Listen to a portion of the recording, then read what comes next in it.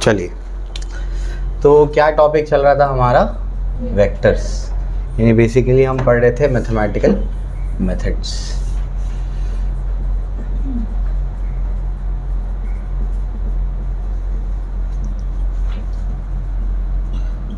Mathematical methods तो लगभग एक हफ्ते के बाद फिर से बैटलफील्ड में।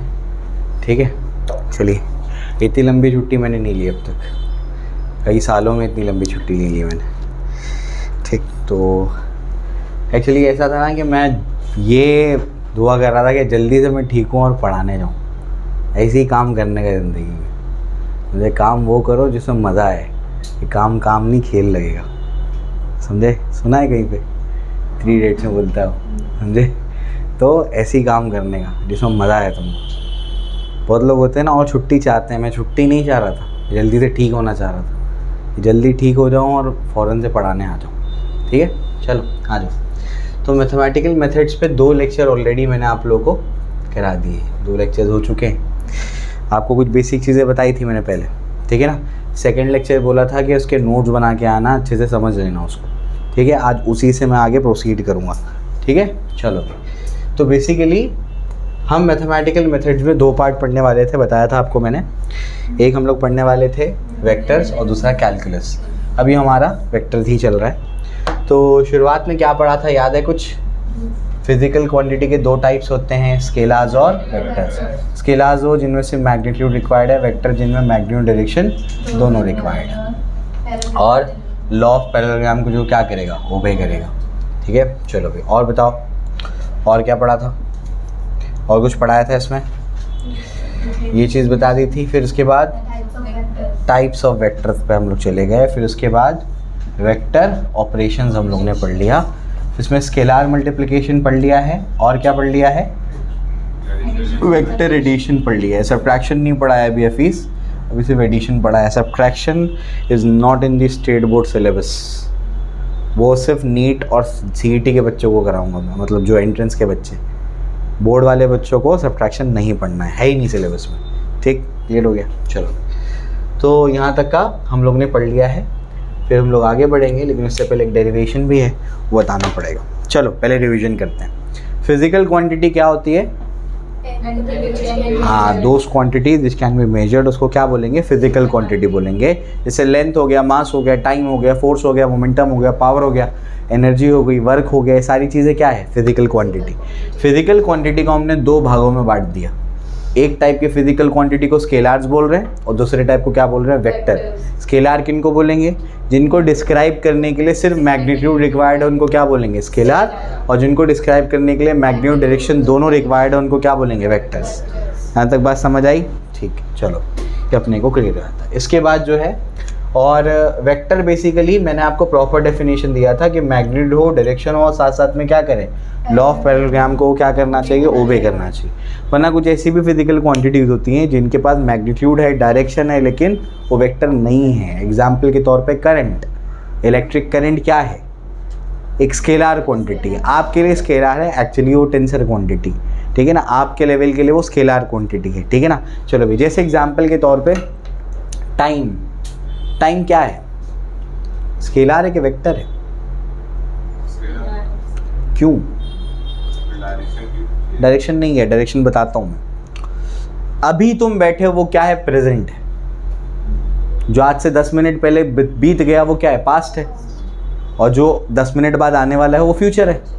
तो फ्यूचर को पॉजिटिव डायरेक्शन ले लेते हैं और पास्ट को नेगेटिव डायरेक्शन ले लेते हैं। डायरेक्शन तो है ना? डायरेक्शन मैग्नीट्यूड है, 5 बज रहा है, 10 बज रहा है ना? हो रहा है, मैग्नीट्यूड भी है, साथ साथ में डायरेक्शन भी है। पास्ट को नेगेटिव मान लो, फ्यूचर को पॉजिटिव मान लो। वेक्टर के लॉ को ओबे नहीं करता।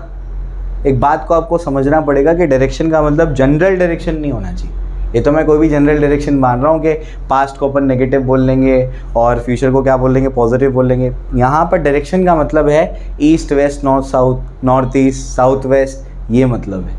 कि टाइम ऐसा बोलते हैं 5 बज रहा है नॉर्थ ईस्ट डायरेक्शन में, ऐसा नहीं बोलते हैं। समझ आ रहा है? ठीक है ना। तो टाइम के पास डायरेक्शन है, लेकिन कैसा है? जनरल डायरेक्शन है। स्पेस में डायरेक्शन नहीं हो सकता कोई भी। समझ आ रहा है? स्पेस मतलब 3D में। 3D में कोई डायरेक्शन नहीं है, इस वजह से टाइम क्या है, स्केलर क्वांटिटी है, टाइम वेक्टर क्वांटिटी नहीं है, ठीक है ना। चलो भाई, जनरल डायरेक्शन नहीं होना चाहिए, ध्यान रखो इसका। इसके बाद जो है टाइप्स ऑफ वेक्टर हम लोगों ने कई सारे देखे, जैसे जीरो वेक्टर। जीरो वेक्टर क्या होता है, जिसका मैग्नीट्यूड जीरो होता है। इसका काम क्या होता है, बस जीरो जिसका मैग्नीट्यूड है उसको रिप्रेजेंट कर देना, क्योंकि वेक्टर का आंसर तो वेक्टर होना चाहिए, इस वजह से हमने उसको ले आया था। आपको एग्जाम के लिए याद क्या रखना है, एग्जाम के लिए याद रखना है जीरो वेक्टर एक ऐसा वेक्टर होता है जिसका मैग्नीट्यूड जीरो होता है। क्या बोल रहा हूँ मैं, जीरो वेक्टर एक ऐसा वेक्टर होता है जिसका मैग्नीट्यूड जीरो होता है। यूनिट वेक्टर जिसका मैग्नीट्यूड 1 होता है। यूनिट वेक्टर का formula vector divided by magnitude of vector. और डायरेक्शन क्या है, डायरेक्शन क्या होता है यूनिट वेक्टर, अच्छा यूनिट वेक्टर का काम क्या होता है, नहीं, यूनिट वेक्टर का काम होता है डायरेक्शन बताना। पोजीशन वेक्टर का काम होता है पोजीशन बताना, ठीक है, क्लियर हो गया। नेगेटिव वेक्टर कैसे बनाते हैं, वेक्टर को पकड़ो उल्टा कर दो, नेगेटिव वेक्टर बन जाएगा, समझा, क्लियर हो गया। इक्वल वेक्टर एक्सेट्रा एक्सेट्रा ये बता दिया था। वेक्टर ऑपरेशन में स्केलर मल्टीप्लिकेशन बताया था मैंने, क्या होता है स्केलर मल्टीप्लिकेशन, स्केलर मल्टीप्लिकेशन क्या है, कोई भी वेक्टर को कोई स्केलर से मल्टीप्लाई कर दो तो जितने जो भी वो स्केलर का वैल्यू होगा वो उतने गुना बन जाएगा। जैसे अगर कोई वेक्टर है a बार, इसको मैं 2 से मल्टीप्लाई कर दूं तो a बार क्या हो जाएगा, अभी a बार तो वो 2a बार हो जाएगा, एक नया वेक्टर मिल जाएगा आपको। तो यही मतलब होता है। हाफ से मल्टीप्लाई करता तो क्या होता, आधा हो जाता है, इसका हाफ a बार हो जाता वो, समझा, यही मतलब है, कोई मतलब नहीं इसका खास। वेक्टर एडिशन, यहाँ से मुद्दा शुरू होता है, इंपॉर्टेंट है ना वेक्टर एडिशन, वेक्टर को ऐड सब्ट्रैक्ट करना है अभी अपने को, ठीक है। चलो भाई, तो वेक्टर एडिशन जो है इसके मैंने आपको रूल बताए थे।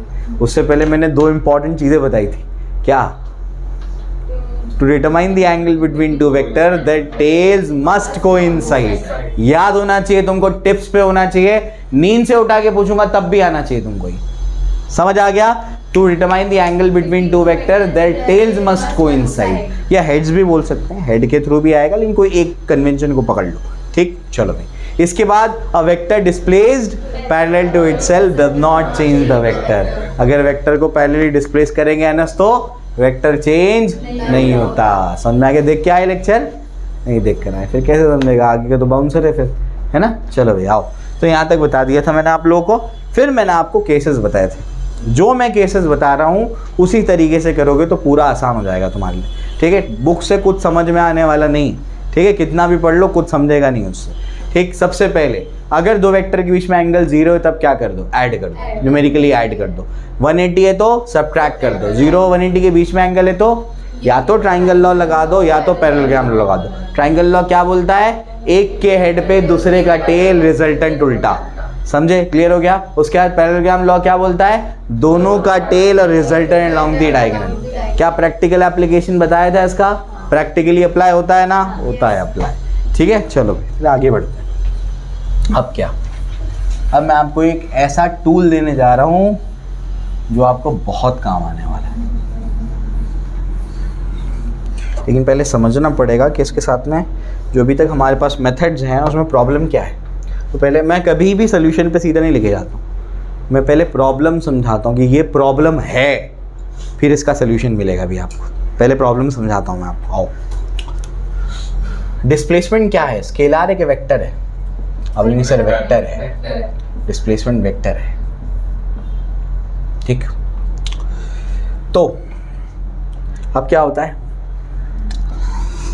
आप चलते हो यहाँ से 4 मीटर, ऐसे चलते हो, फिर यहाँ से ऐसे टर्न ले लेते हो और फिर चलते हो 4 मीटर, ठीक है ना।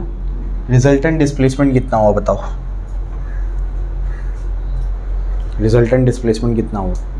मैंने 4 मीटर इतना लिया, या इसको 1 मीटर लो, भी 1 मीटर लिया, इसको भी 1 मीटर लिया, बताओ डिस्टेंस, रिजल्टेंट डिस्प्लेसमेंट कितना हुआ, 0 हुआ क्या।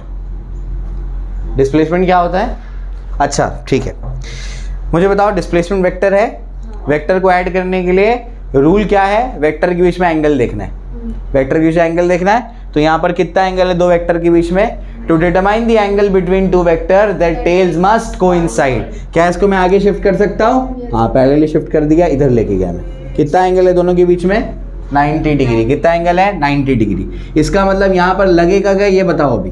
क्या मैं सीधा ऐड कर दूं? नहीं। क्या सीधा सब्ट्रैक्ट कर दूं? नहीं। क्यों? ऐड कब होगा? 0 पे। सब्ट्रैक्ट कब होगा? 180 पे। कितना एंगल है? 0 180 के बीच में 90 है, तो क्या लगाएंगे? या तो ट्राइंगल लॉ या तो पैरेललोग्राम लॉ। ट्राइंगल लॉ क्या बोलता है? एक के हेड पे दूसरे का टेल, रिजल्टेंट उल्टा। अब रिजल्टेंट कैसा बनेगा देखो, एक के हेड पे दूसरे का टेल, रिजल्टेंट ऐसे नहीं जाएगा, ऐसे जाएगा, ये रिजल्टेंट। समझा? अब आपको इसका लेंथ निकालना पड़ेगा। इसका लेंथ कैसे निकलेगा? बहुत इजी है, पाइथागोरस से तो निकल सकता है। कितना आएगा? √2 आएगा। कितना आएगा? करके देख सकते हो आप। पाइथागोरस अप्लाई करके बताऊंगा नहीं मैं, समझे? वो 10th में करते थे। Let this triangle be ABC, है ना, AB = 1 मीटर। ये तो अब लिखूंगा नहीं मैं, अब मैं डायरेक्ट करूंगा सब, ठीक है ना। तो कितना रिजल्टेंट डिस्प्लेसमेंट आया? रिजल्टेंट डिस्प्लेसमेंट आया √2 मीटर का। कितना आया? √2 मीटर का। प्रॉब्लम समझ, ये समझ आया? ठीक। अब मैं क्या करता हूँ, ध्यान से सुनो, प्रॉब्लम समझा रहा हूँ मैं। ग्राफिकल मेथड है ना, ग्राफिकल मेथड बोलते हैं इसको। अब मैं 1 मीटर के जगह 5 मीटर का डिस्प्लेसमेंट लेता हूँ, तो आप बोलेंगे सर वेक्टर भी उसी हिसाब से बनाना पड़ेगा ना आपको। क्यों? मैंने क्या बताया था? Length of the vector represents the magnitude of the vector, या length of the arrow represents the magnitude of the vector. समझ में आ गया? अब इसका मैग्नीट्यूड कितना है? अच्छा, 1 में इतना बनाया तो 5 में कितना बनाना पड़ेगा? इसका 5 गुना बनाना पड़ेगा।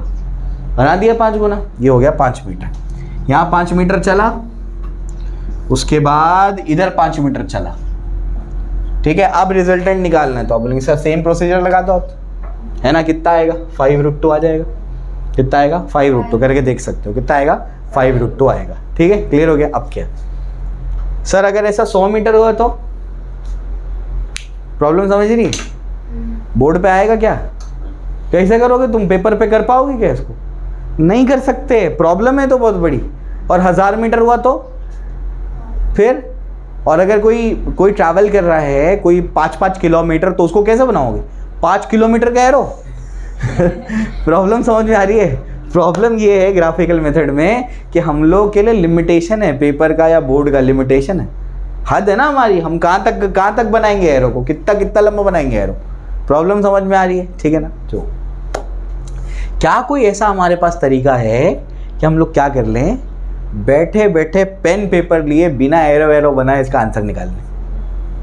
तो आंसर है हाँ, वही तरीका है जो मैं आपको भी बताने जा रहा हूँ। उसको बोलते हैं एनालिटिकल मेथड। जब भी एनालिटिकल मेथड आएगा फिजिक्स में, केमिस्ट्री में, जब भी आएगा, इसका मतलब ये है कि बिना कोई एक्सपेरिमेंट किए, पेपर क्या किएंगे, पेन पेपर लेंगे, बैठे बैठे क्या करेंगे, चीज़ों को कैलकुलेट कर लेंगे। उसको क्या बोलेंगे? एनालिटिकल मेथड बोलेंगे। समझा? क्लियर हो गया? तो अब मैं ऐसा आपको फॉर्मूला देने जा रहा हूँ जो क्या करेगा, ये वह बनाने की ज़रूरत नहीं है। बस क्या करने का, एक वेक्टर का वैल्यू पुट करो, दूसरे वेक्टर का वैल्यू पुट करो, दोनों के बीच का एंगल पुट करो, आंसर आ गया। समझा? क्लियर हो गया? ये तो भी मैंने सिंपल केस लिया था। ज़रूरी है क्या वो 90 पे टर्न करेगा? हो सकता है वो कोई भी एंगल पे 120 पे टर्न कर जाता, हो सकता है ना, तो और दिक्कत हो जाती है हमारे लिए तो उसको कैलकुलेट करना।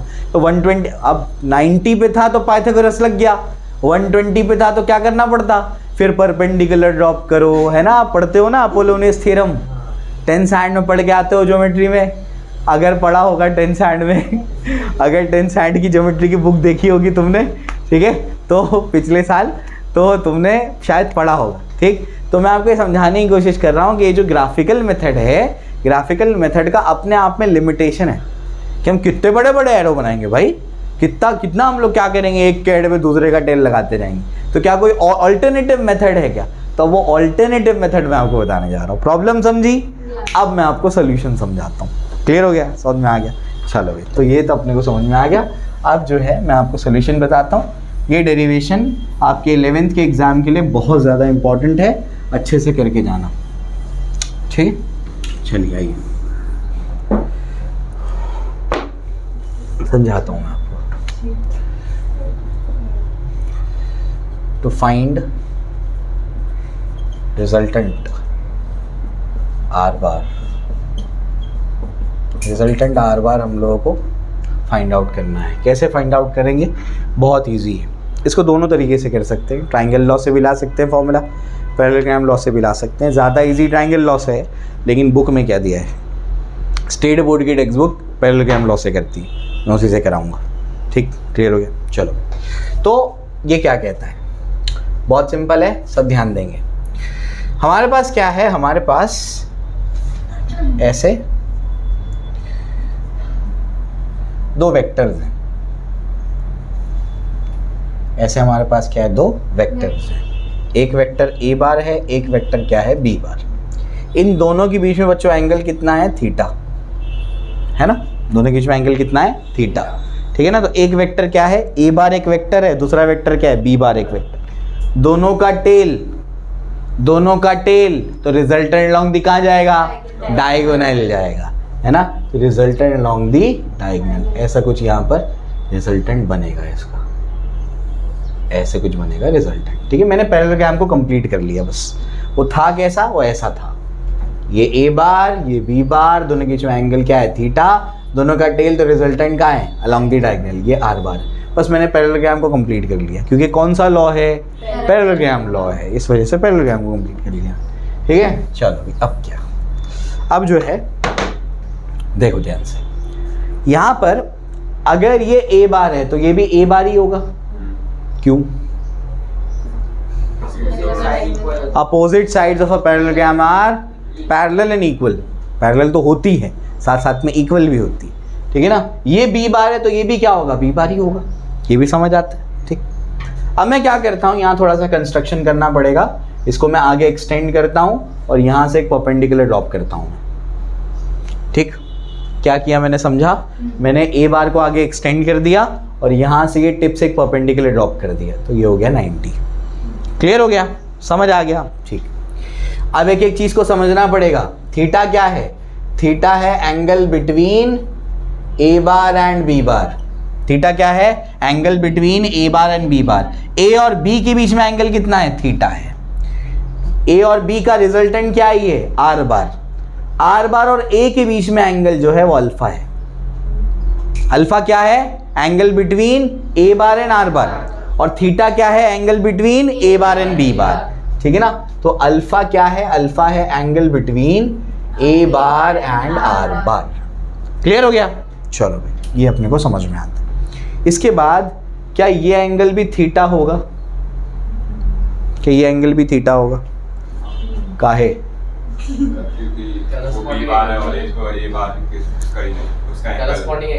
हाँ very good, corresponding angle. Corresponding angle समझता तुम लोग को, हाँ करस्पॉन्डिंग एंगल क्या होता है बताओ, दो लाइन पैरेलल है, एक ट्रांसवर्सल है, तो इसके बिल्कुल जैसा एंगल कौन है, ये, तो ये दोनों क्या है, करस्पॉन्डिंग एंगल है। समझ में, करस्पॉन्डिंग एंगल का वन वर्ड डेफिनेशन क्या है,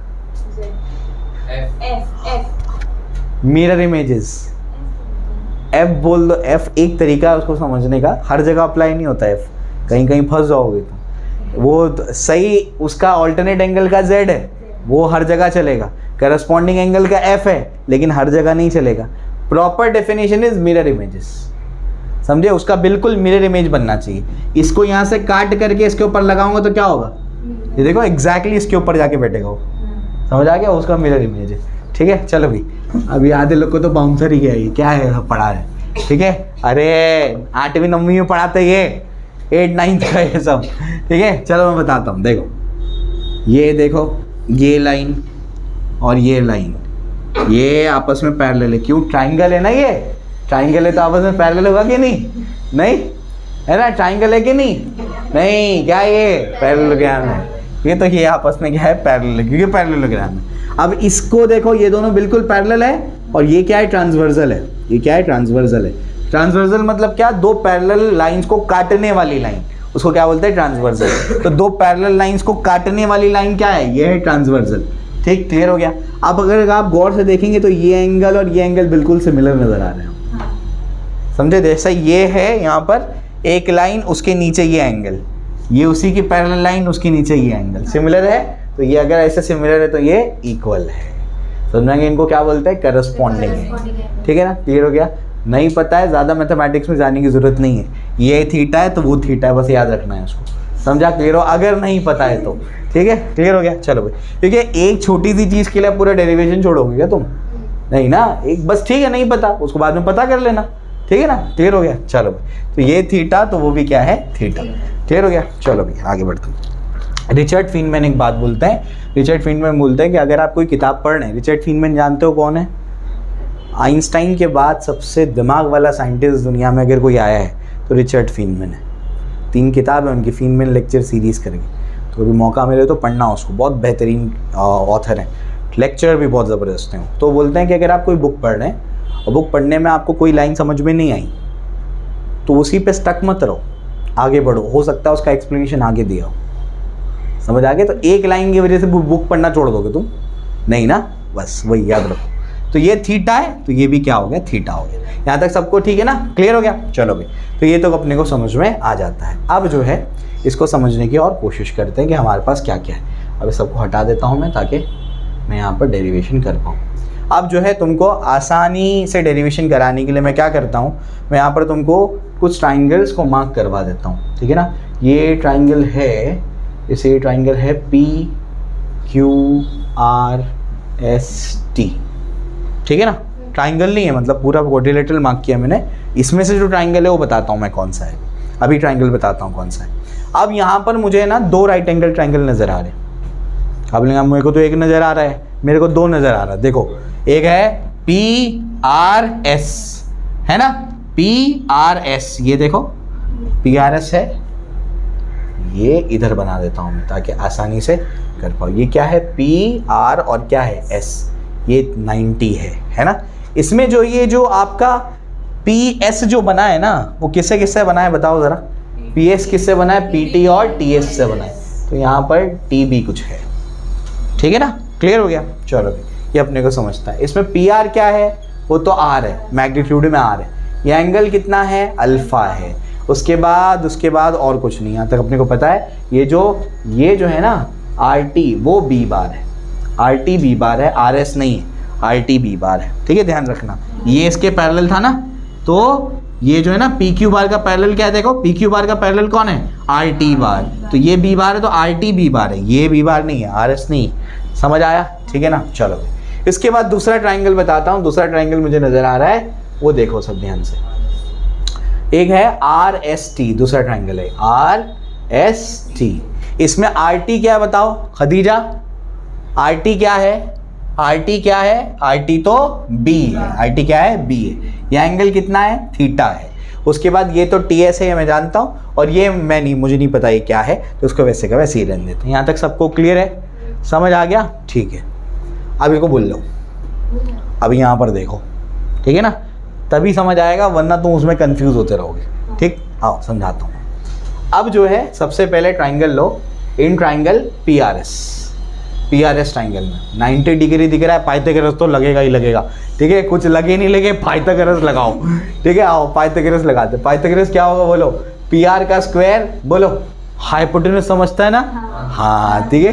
तो क्या होगा, ये हो जाएगा PR का स्क्वायर, ठीक है ना, इज इक्वल्स टू क्या होगा बोलो, हाँ ठीक है, इज इक्वल्स टू क्या होगा, RS का स्क्वायर प्लस क्या हो जाएगा, PS का स्क्वायर, ठीक है ना। अब PR कितना है, वो तो R है, तो हो जाएगा R का स्क्वायर, ठीक है ना। उसके बाद RS कितना बताओ, RS कितना नहीं पता, तो उसको वैसे का वैसे ही रख देते हैं।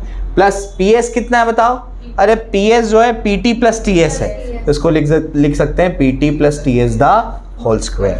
यहाँ तक सबको क्लियर, कोई दिक्कत नहीं, ठीक है। चलो भी इसका भी क्या कर लेते हैं, स्क्वायरिंग कर लेते हैं। स्क्वायरिंग करेंगे तो क्या होगा बोलो, R स्क्वायर अपनी जगह पर, ये क्या है RS का स्क्वायर, प्लस क्या होगा A plus B the whole square का formula, A square plus 2AB plus B square, है ना। तो ये हो जाएगा PT का स्क्वायर प्लस क्या होगा 2PT इंटू TS प्लस क्या हो जाएगा TS का स्क्वायर, ठीक है ना। चलो भी, तो देयरफॉर क्या मिलेगा, R का square is equals to RS का स्क्वायर है। ये RS अपने पास है क्या, RS अपने पास कुछ नहीं, तो RS को वैसे का वैसे ही रखते हैं। प्लस यहाँ पर PT अपने पास क्या है, PT अपने पास क्या है, A है, PT क्या है, A है, जाएगा A का स्क्वायर प्लस 2 इंटू PT क्या है A, TS कितना है, T नहीं पता TS कितना है, TS को वैसे लिखते हैं प्लस T, वापस से TS है, हाँ वापस से TS है, TS अपने को नहीं पता कितना है, तो TS का स्क्वायर। यहाँ तक सबको क्लियर है, कोई दिक्कत नहीं है। चलो भाई, तो इसको मैं 1 दे करके रख देता हूँ, ठीक, क्लियर हो गया। क्या क्या मिला,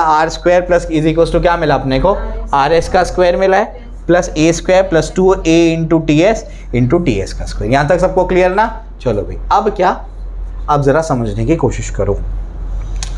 ये जो यहाँ पर ट्राइंगल है, ये जो ट्राइंगल है, क्या मैं यहाँ से आर एस निकाल सकता हूँ? हाँ सर निकाल सकते। क्या टी एस निकाल सकता हूँ? हाँ सर निकाल सकते। कैसे निकाल सकता अभी बताता हूँ। साइन थीटा बताओ क्या होता है? साइन थीटा बताओ। अपोजिट अपॉन, अपोजिट क्या है थीटा का? R S. हाइपोटेन्यूस क्या है? हाइपोटेन्यूस तो आर टी, लेकिन वो तो बी है, तो बी आ जाएगा। तो आर एस क्या हो जाएगा? आर एस हो जाएगा बी साइन थीटा।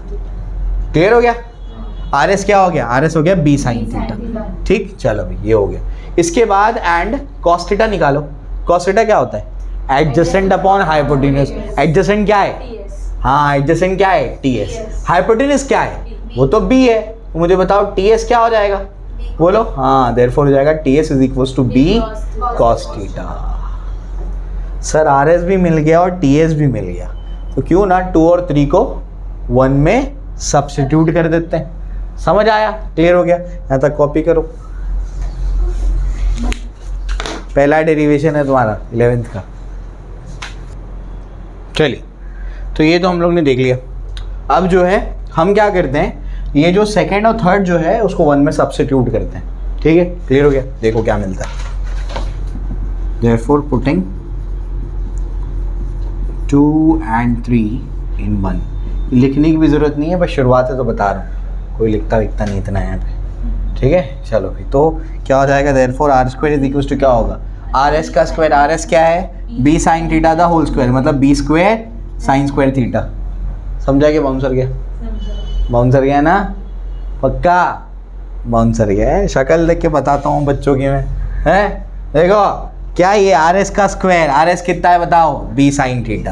तो ये हो जाएगा B sine theta the whole square. Whole square का मतलब बी पे भी स्क्वायर है, साइन पे भी स्क्वायर है। ठीक है ना? तो क्या बनेगा वो? B square sine square theta. क्या बनेगा? B square sine square theta. तो इसको लिखता हूँ direct, B square sine square theta plus आगे का नहीं बोलो, ए स्क्वायर अपनी जगह पर है, 2a टी एस कितना है बताओ? B cos theta plus T S क्या है? वो है B square cos square theta. ठीक है ना? फिर उसके बाद इसमें से क्या कर सकते हैं? बी स्क्वायर को कॉमन ले सकते हैं। जैसे बी स्क्वायर को कॉमन ले लेंगे तो अंदर क्या बच जाएगा बताओ ज़रा? Sign square theta plus cos square theta plus क्या है ये? ए स्क्वायर प्लस क्या है बताओ? 2ab cos theta. ये हो जाएगा आर स्क्वायर। ठीक है ना? ये क्या होगा बताओ? 1 होता है। Sine square plus cos square क्या होता है? 1 होता है। तो R square is equal to क्या होगा? बी स्क्वायर प्लस क्या हो जाएगा? ए स्क्वायर हो जाएगा 2ab कॉस थीटा। तो आर क्या हो जाएगा? रिजल्टेंट का formula under root of A square plus B square plus 2ab cos theta. आ गया फॉर्मूला। इतना ज़बरदस्त फॉर्मूला है ना ये। सिर्फ क्या करना है तुमको पता है? इसके अंदर वैल्यू को पुट करना है, थीटा पुट करना है, आंसर आ जाएगा। अभी डिमॉन्स्ट्रेट करता हूँ, पहले कॉपी करो उसको। चलिए, तो ये हम लोग ने क्या कर लिया? रिजल्टेंट का मैग्नीट्यूड निकाल लिया। अब एक चीज़ बच गई जिसको बोलते हैं डायरेक्शन। ठीक, क्योंकि हम जो आंसर निकाल रहे हैं वो वेक्टर निकाल रहे हैं, और वेक्टर में 2 चीज़ें होती हैं, मैग्नीट्यूड और डायरेक्शन। मैग्नीट्यूड का फॉर्मूला बना लिया, अब डायरेक्शन का भी फॉर्मूला बनाना पड़ेगा। अब वो बताता हूँ, उसके बाद इसको डेमॉन्स्ट्रेट करता हूँ कि कैसे इसको अप्लाई करते हैं। ठीक है, चलो अब डायरेक्शन याद रखना, हमेशा वेक्टर का जो डायरेक्शन होगा वो कौन देगा? एंगल। कौन देगा? एंगल। एंगल जो होता है वो वेक्टर का डायरेक्शन देता है। ठीक है, चलो आ जाओ। तो अब यहाँ से क्या निकालने का अपन? tan alpha. क्या निकालेंगे? tan alpha. ये बड़ा जो ट्राइंगल है ना, कौन सा?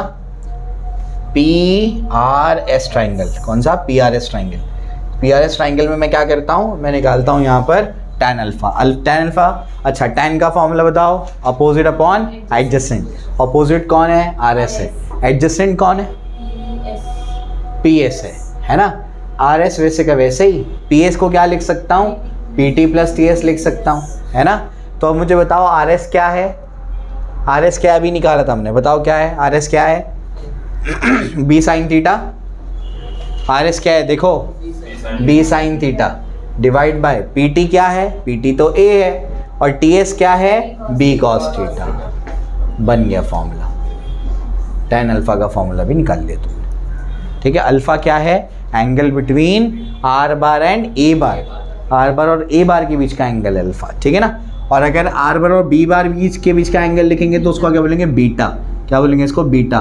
तो अगर एंड टेन बीटा अगर लिखना होगा तो बीटा भी लिख सकते हैं। कैसे लिखेंगे उसको, हो जाएगा A sine theta divide by B plus A cos theta. ये इसका फॉर्मूला बन जाएगा, लिख करके बस रख लेना, अभी मैं समझाऊंगा एक एक चीज़, ठीक है। चलो डेरिवेशन यहाँ पर कंप्लीट, ठीक है ना। चलो भाई चलिए, तो ये हम लोग ने डेरिवेशन कर लिया।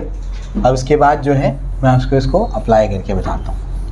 अभी जो हम लोग एग्जाम्पल्स देख रहे थे उन्हीं में क्या करते हैं, इसको अप्लाई करते हैं। ये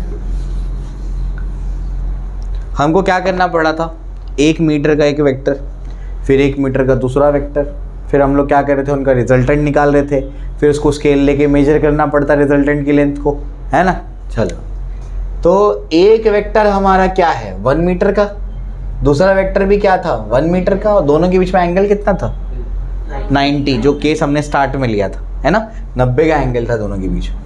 रिजल्टेंट का फॉर्मूला क्या बताओ जल्दी से अभी, √of a² + b² + 2ab cos theta, ये फॉर्मूला है, ठीक है ना। अब बताइए रिजल्टेंट निकालना है, ये क्या होगा 1 का स्क्वायर + 1 का स्क्वायर + 2 × 1 × 1, और ये क्या होगा cos 90। cos 90 कितना होता है 0 होता है। cos 90 कितना होता है 0। sin 91 होता है। cos 90 कितना होता है 0। ये खत्म हो गया। बताओ क्या बचेगा, 1 का स्क्वायर होता है 1, ये भी होता है 1, कितना आया, समझा। यही तो है, 1 मीटर कुछ बनाना नहीं पड़ेगा, क्या करो फॉर्मूले में पुट कर दो। फॉर्मूला क्या होता है, फॉर्मूला होता है प्रॉब्लम सॉल्विंग रेसिपी। क्या होता है formula, problem solving recipe. Problem को सॉल्व करने की रेसिपी होता है फॉर्मूला। ये डालो ये डालो ये डालो, चिकन अंगारा बन जाएगा, समझा। बिल्कुल वैसे ही, इधर ये पुट करो उधर वो पुट करो, तुमको रिजल्टेंट मिल जाएगा, इसका आंसर मिल जाएगा, उसका एंगल मिल जाएगा, समझ आ गया। तो बेसिकली ये जो होता है ना फॉर्मूला, वो होता क्या है, ये होता है problem solving recipe. Problem solve करने की रेसिपी होती है। कुछ दिमाग लगाना पड़ा क्या, कोई मेहनत ही नहीं है इसमें, तो बस क्या करना है, वैल्यू पुट करने का है, समझा। अभी कहानी खत्म नहीं हुई, अभी एंगल भी तो निकालना है, डायरेक्शन भी तो बताना पड़ेगा। ये तो सिर्फ मैग्नीट्यूड निकाला तुमने, है ना। चलो भाई डायरेक्शन का फॉर्मूला बताओ। tan अल्फा फॉर्मूला क्या है, b sin theta upon a + b cos theta. b कितना है 1, sin theta sin 90 1 divided by 1 into cos 90। cos 90 कितना होता है 0। 1 अपॉन 1 मतलब कितना आएगा answer 1। Alpha = tan inverse of 1। ये नहीं पता तो भी बता देता हूँ। tan अल्फा क्या मिला, tan अल्फा मिला 1, तो अल्फा क्या मिलेगा, इसको वहाँ भेज दो, तो उसको बोलते हैं tan इनवर्स ऑफ 1। चलते हैं इसको tan इनवर्स ऑफ 1। अब ये सोचो कि tan के टेबल में 1 कब आता है, कौन सा एंगल पे, अरे tan के टेबल में 1 कब आता है अरे 1010 नहीं रे, ये 10 नहीं, ये 10, ये TN वाला 10 45 पे आता है। कब आता है 45 डिग्री पे आता है। तो अल्फा = क्या होगा, हो जाएगा 45 डिग्री। तो ये आपको रिजल्टेंट का डायरेक्शन भी मिल गया, ठीक है। यही तो आप कह रहे थे, ये कह रहे थे 1 मीटर, फिर कह रहे थे ये भी क्या है 1 मीटर, ठीक है ना। फिर ये आपका रिजल्टेंट इधर आता था। तो रिजल्टेंट ए के साथ में कितना एंगल बनाता है, ये कितना एंगल है, ये 45 है, समझे। अगर तुम ग्राफिकल मेथड से करते तो पहले 1 मीटर का तुमको एरो बनाना पड़ता, फिर क्या करना पड़ता 1 मीटर का दूसरा एरो बनाना पड़ता, फिर क्या करना पड़ता एक के हेड पे दूसरे का टेल, रिजल्टेंट उल्टा, फिर ये एरो का लेंथ स्केल से मेजर करते तुम। फिर उसके बाद क्या करते, उसके बाद जो आपका इंस्ट्रूमेंट होता, जो भी इंस्ट्रूमेंट होता उस इंस्ट्रूमेंट को यूज़ करके आप एंगल को मेजर करते। कितना टीडियस काम है, समझ आ रहा है क्या बोल रहा हूँ मैं। ग्राफिकल मेथड 1 मीटर का एरो, फिर 1 मीटर का एरो, फिर ये लेंथ को मेजर करो, फिर वो एंगल मेजर करो। इसमें क्या करना है, कुछ नहीं करना है, वैल्यू बताओ, बस पुट करते जाओ, सॉल्व करो, आंसर आ जाएगा, समझा। तो ये एंगल मेजर करने की जरूरत नहीं, सीधा अपने को मिल गया, कितना मिला 45 डिग्री, समझा। ये फ़ायदा है इसका, समझ आई बात, क्लियर हो गया। तो ये फॉर्मूलाज क्या है, बेसिकली प्रॉब्लम सॉल्विंग रेसिपीज होते हैं, है ना। तो ये फॉर्मूला किसका है, ये मैग्नीट्यूड ऑफ रिजल्टेंट का फॉर्मूला है। इसका फॉर्मूला है मैग्नीट्यूड ऑफ रिजल्टेंट, और ये फॉर्मूला किसका है, डायरेक्शन ऑफ रिजल्टेंट। तो डायरेक्शन ऑफ रिजल्टेंट, ठीक है, क्लियर हो गया।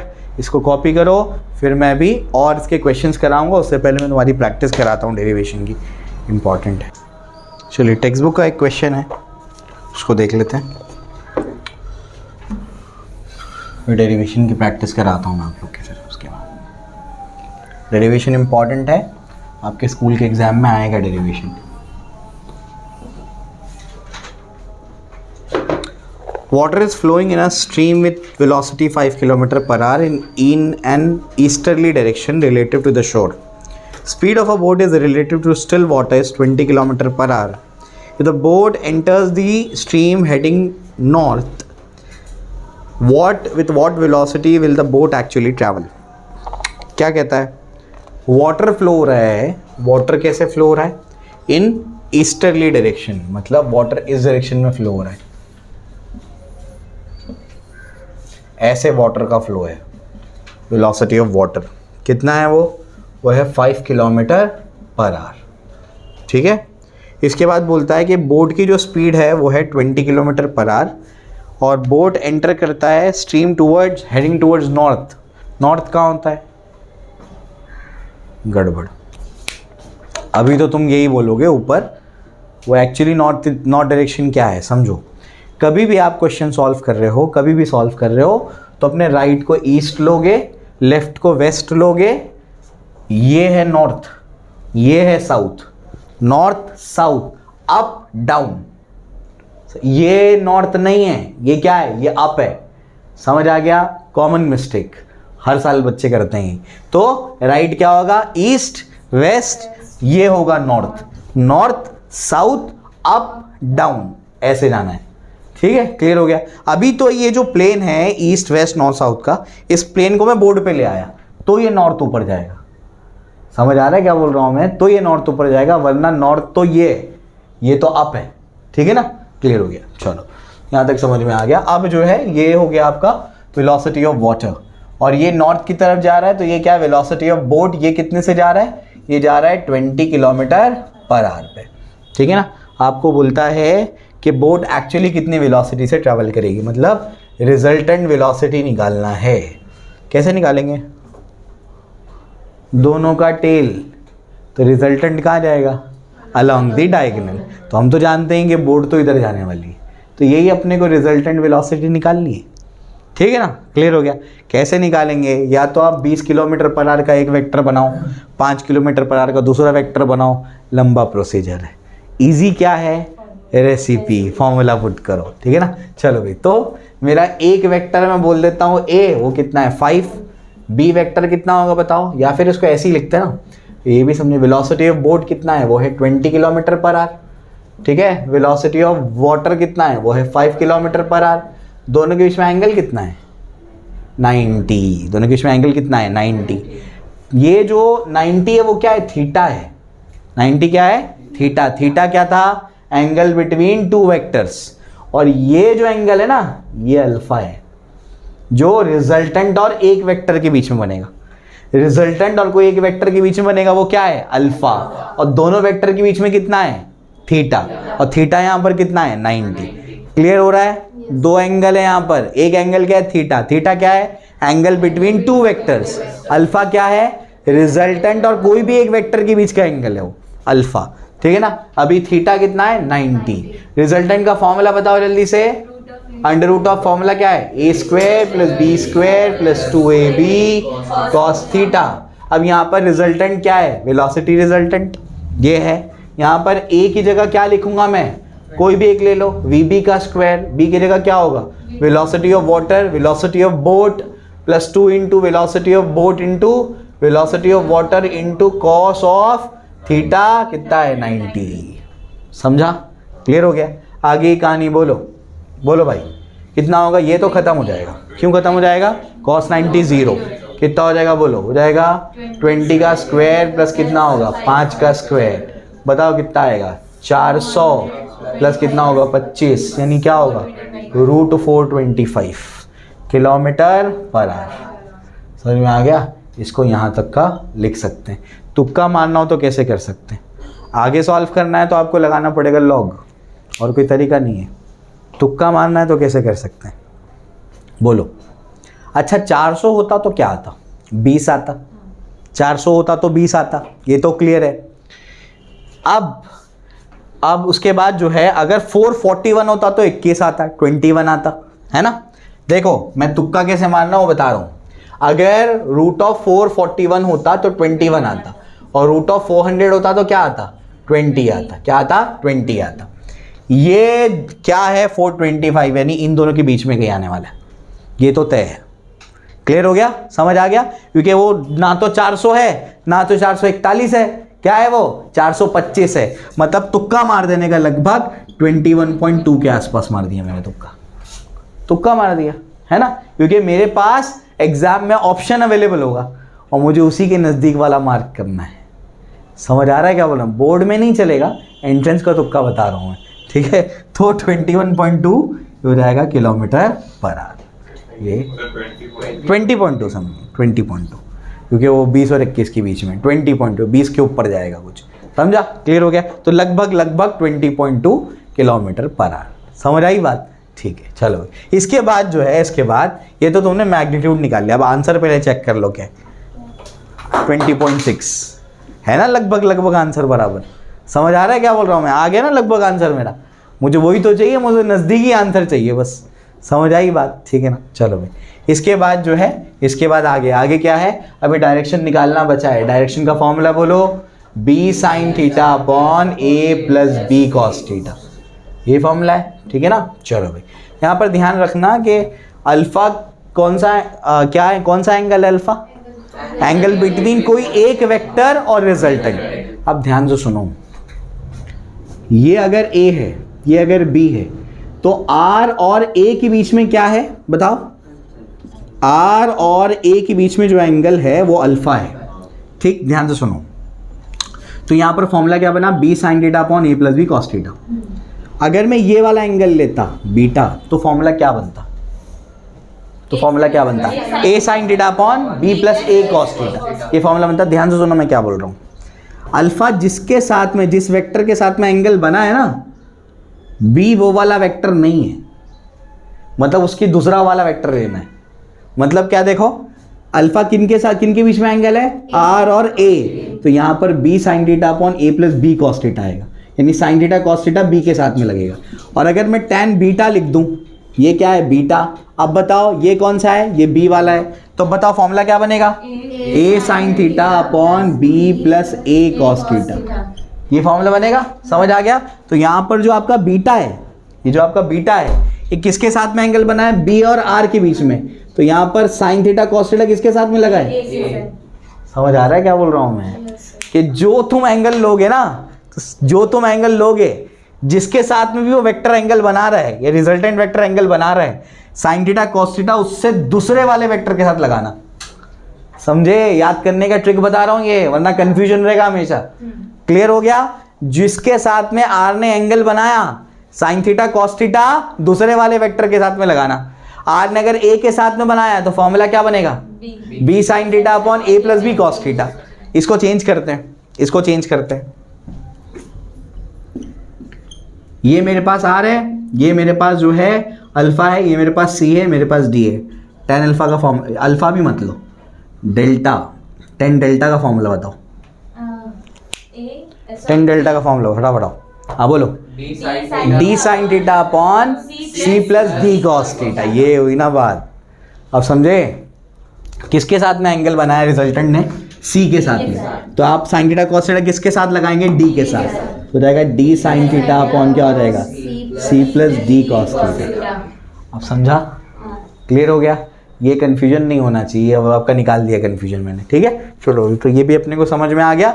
और ये इसका फॉर्मूला जो था वो तो बता दूं मैं आपको भी, फॉर्मूले के हिसाब से भी अपने को डायरेक्शन निकालना है। बताओ डायरेक्शन कैसे निकालेंगे, जल्दी बोलो। फॉर्मूला क्या है? tan alpha is equals to b sin theta upon a plus B cos theta, ठीक है ना? b क्या है? कोई भी एक b ले लो उसमें से। क्या ले लिया b आपने बताओ? 5 ले लिया। b क्या ले लिया आपने? 5 ले लिया, ठीक है ना? इंटू साइन थीटा, थीटा कितना है? 90, साइन 90, ठीक है ना?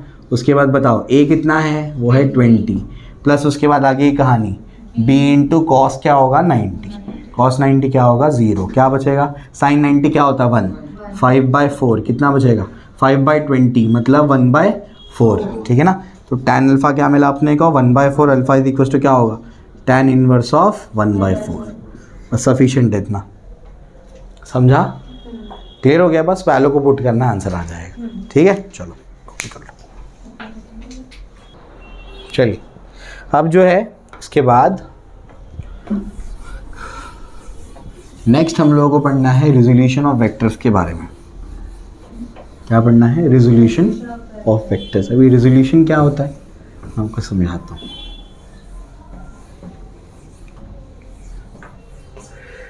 तो रिजोल्यूशन बेसिकली जो है उसका मतलब होता है स्प्लिटिंग ऑफ वेक्टर्स। आसान भाषा में रिजोल्यूशन का मतलब क्या होता है, splitting of vectors. Vector split होता है उसी को रिजोल्यूशन कहते हैं। तो basically resolution of vectors is splitting of vectors, vectors को स्प्लिट करना।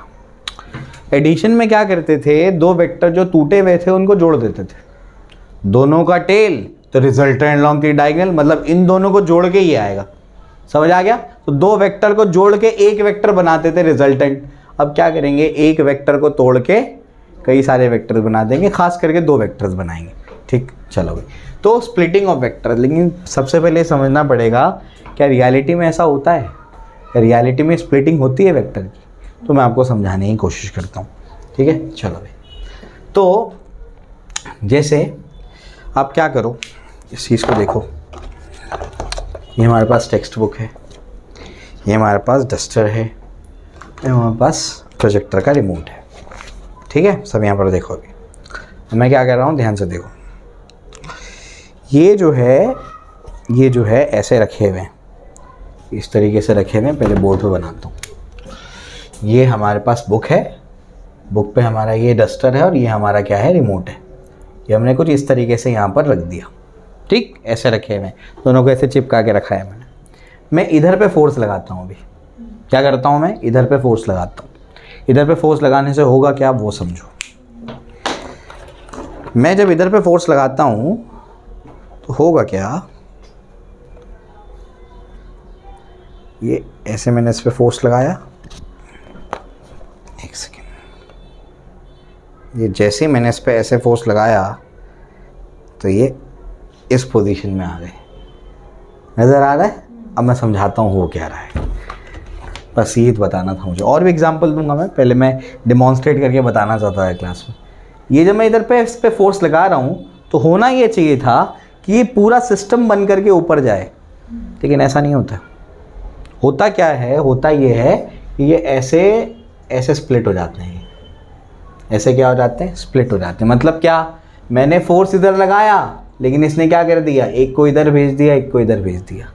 इसी को बोलते हैं स्प्लिटिंग ऑफ फोर्स। मतलब मैंने फोर्स एक लगाया लेकिन वो फोर्स स्प्लिट होकर के क्या करता है, इनको इधर उधर भेज देता है, समझे। ये है रिजोल्यूशन, इसी को तो रिजोल्यूशन बोलते हैं। और एग्जांपल देता हूँ, आपने कैरम खेला होगा, तो कैरम में ऐसे दो कॉइन्स रखे हुए, दो कॉइन्स ऐसे रखे हुए, आपने यहाँ जाके हिट कर दिया। जैसे हिट कर दिया किधर जाएगा, बोलते हैं ना इधर मार भाई, इधर मार, इधर भी जाएगा, इधर भी जाएगा, समझे, क्लियर हो गया। तो बेसिकली आपने फोर्स लगाया इधर, लेकिन वो क्या हो गया, स्प्लिट हो गया, फोर्स स्प्लिट हो गया। फोर्स एक वेक्टर है, वेक्टर स्प्लिट हो गया, और वेक्टर स्प्लिट होने के बाद क्या हो गया, इधर इधर ये क्या हो गया, आपके कॉइन्स चले गए। समझ आ रहा है, क्लियर हो गया। इसका मतलब वेक्टर रिजॉल्व होता है, वेक्टर स्प्लिट होता है, तो हम लोग अब उसको स्प्लिट करना आना चाहिए। समझ आया, क्लियर हो गया। तो रियलिटी वाला एग्जांपल दे दिया मैंने कि वेक्टर्स की क्या होती है, स्प्लिटिंग होती है। अब कोई भी वेक्टर जो है उसको स्प्लिट करने का जो सबसे आसान तरीका है मैं वही बताऊंगा। इसको तो स्प्लिट तो इनफाइनाइट तरीके से कर सकते हैं, लेकिन जो हमको काम आने वाला है वो बताता हूँ मैं आपको। क्या करने का, ये आपके पास फॉर एग्जाम्पल कोई वेक्टर है, ये वेक्टर है, तो वेक्टर का क्या करना है, वेक्टर का अपने को पकड़ना है टेल। क्या पकड़ना है, टेल। तो वेक्टर का टेल पकड़ो और बना दो एक हॉरिजॉन्टल लाइन और एक वर्टिकल लाइन। ये हो गया स्प्लिटिंग। बस इतना तुमको पता होना चाहिए। रेक्टेंगुलर कंपोनेंट बोलते हैं इसको, लेकिन एटलीस्ट अभी इतना पता होना चाहिए, ठीक है, क्लियर हो गया। तो ये आपके पास एक वेक्टर है, बताओ क्या करना है, क्या बोला मैंने, टेल पकड़ो और क्या करो, एक हॉरिजॉन्टल लाइन एक वर्टिकल लाइन, डन। यही होती है स्प्लिटिंग, इसी को स्प्लिटिंग ऑफ वेक्टर बोलते हैं। समझा, क्लियर हो गया? चलो भाई, ये एक तरीका है बहुत तरीकों में से, लेकिन जो काम का है वही बता रहा हूँ मैं। उसके बाद ये वेक्टर है, बताओ क्या करेंगे, एक हॉरिजॉन्टल लाइन और एक वर्टिकल लाइन, वही ना, एक हॉरिजॉन्टल लाइन और एक वर्टिकल लाइन। नहीं नहीं, ये गलत है। क्यों गलत है बताओ? कहाँ आना चाहिए? जो रिजल्टेंट वेक्टर है वो दोनों के बीच में ही आना चाहिए, समझे? क्योंकि वो रिवर्स प्रोसेस है ना एडिशन का, तो ऐसे ही ये गलत हो गया। कैसे होगा? एक हॉरिजॉन्टल लाइन और एक वर्टिकल लाइन, ये सही होगा। समझा, क्लियर हो गया? चलो भाई, तो ऐसे वेक्टर को स्प्लिट करने आना चाहिए हमको। तो वेक्टर को कैसे स्प्लिट करना है वो आपको मैंने तरीका समझा दिया है, वो आप लोग को ध्यान रखना है, ठीक है? चलिए, तो मैं आपको कुछ वेक्टर्स बना करके दे रहा हूँ, स्प्लिट करके बताओ उसको। चलो,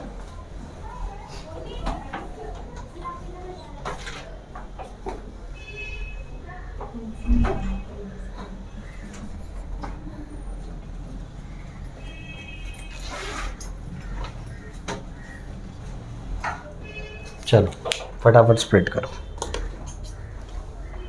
क्या करना है? टेल पकड़ो, एक हॉरिजॉन्टल लाइन और एक वर्टिकल लाइन। चलिए आइए, तो क्या करना है, बस टेल पकड़ो, एक हॉरिजॉन्टल लाइन और एक वर्टिकल लाइन, फिर टेल पकड़ो, एक हॉरिजॉन्टल लाइन और एक वर्टिकल लाइन। इसको स्प्लिट नहीं कर सकते, किसी भी वेक्टर का उसके परपेंडिकुलर डायरेक्शन में कोई इफेक्ट नहीं होता, ये वैसे का वैसे ही रहेगा, ठीक है? या तो बिल्कुल हॉरिजॉन्टल हो या तो बिल्कुल क्या हो, वर्टिकल हो, ठीक है ना? तो ये इनको स्प्लिट नहीं कर सकते, वैसे ही रहने देना इन दोनों को, ठीक है? चलो भाई, इसका क्या करेंगे, हॉरिजॉन्टल लाइन और वर्टिकल लाइन। इसका क्या करेंगे, हॉरिजॉन्टल लाइन और वर्टिकल लाइन, डन। ठीक, क्लियर हो गया? आगे की कहानी बता रहा हूँ, सुनो। सबने सही कर लिया इसको?